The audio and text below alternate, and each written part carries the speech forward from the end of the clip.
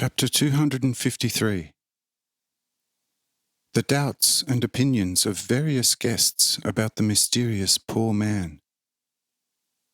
14th February 1843.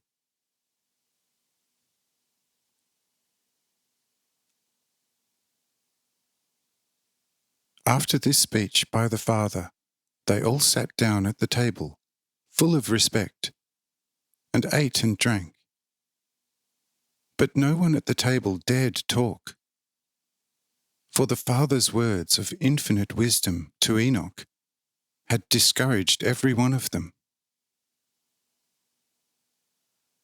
However, among the other guests, it was rather lively. Some could not comprehend the change in Lamech, and were therefore discussing this phenomenon. But they could not reach a satisfactory conclusion, since most of them did not know what had happened to Lamech within this short time. But the poor man and his great wisdom astonished those near the main company, and they did not know what to make of him. Some whispered to each other, "This must be a seer." Others again said, "This is surely a snake charmer, for this is how those are supposed to look whom the snakes and vipers obey." And again others retorted, "If he were, he would have a magic wand, and besides, quite secret signs. Therefore, we consider him to be a wise astrologer, and this mainly owing to the fact that he is called by all a father, for that is how such a sage is usually called." Again, another remarked, "I do by no means agree with you. I am hardly mistaken, for I have a keen eyesight, and dare to maintain firmly that this poor man is nobody else but that glorious man in disguise, who today around midday was beside that ancient sage from the height, when Lamech carried the tablet bearing the name of Farrick's God into the temple.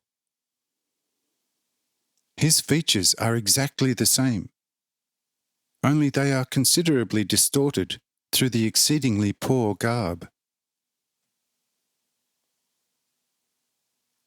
Another came to the same conclusion, only he could not see why that glorious man should have disguised himself, there being no reason for it. Still another remarked, "If he is the one, which seems likely to me, he must have disguised himself for the surprise of it, for he was immensely loved by Lamech, and is said to have made off secretly in the temple, as I heard in passing. For there is said to have been a downright tumult because of it. So in order to surprise Lamech and the others even more, he disguised himself."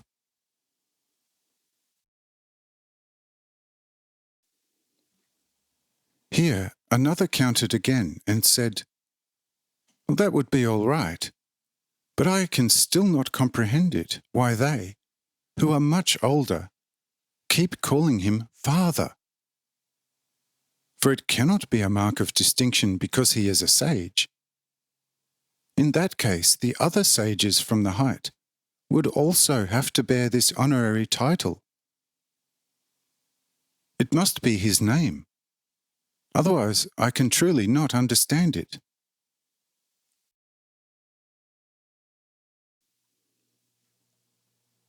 But one who stood right beside the speaker told him, "Whatever you say would be right, but I noticed one circumstance which is of the utmost importance.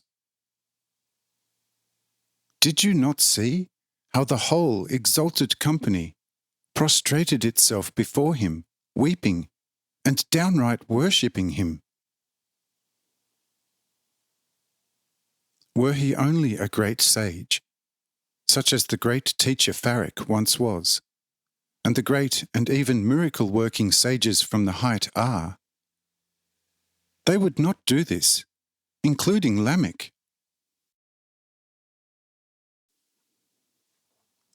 Thus there must be something quite extraordinary and special behind this man. To find out what it is will be extremely difficult for us two, as well as for every one of us. So let us be quiet and peaceful, and not blow where we do not burn. Rather, let us reach for the fruits. Do you understand me?